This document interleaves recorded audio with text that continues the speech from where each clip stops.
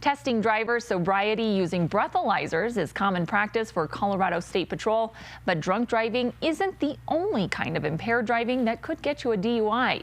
A new study could make enforcing other types of impairment easier. Your reporter, Michael Abeda, learned more about how enforcement could change in the future. A lot of people may forget that impaired driving doesn't just mean drunk driving, it also means stoned driving. But you know who doesn't forget that? The troopers over at the Colorado State Patrol.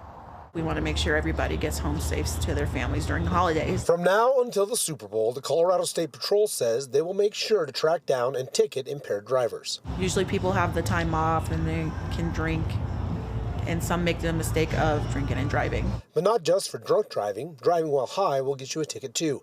And they say they have their own methods to detect if you're too high to drive. There's a lot of things that go into it. It's a totality of circumstances. When cannabis was legalized, we didn't really have clear questions in terms of how are we going to enforce this. Researchers at the University of Colorado Boulder and the National Institutes of Standards and Technology say enforcing driving while high has been a bugaboo since legalization. But they hope their new study will help law enforcement. They're taking a van equipped with specialized equipment to regular cannabis users. After a baseline test in the van, participants leave and use cannabis. Then they return for 13 breath tests over 2 hours and a series of tests to gauge how high they feel. The question is there a time course where we see an increase and then a time that goes down? Researchers hope to provide a clearer picture of what a baseline level of cannabis looks like in the breath of a regular user and how that number rises and falls as their level of intoxication changes. Researchers hope in the future this could lead to the development of a reliable cannabis breathalyzer. CSP says any technology that makes our lives easier is welcome.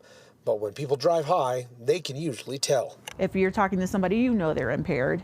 If you see what you suspect is an impaired driver, you can call *277 to report them. Michael Aveta, covering Colorado First.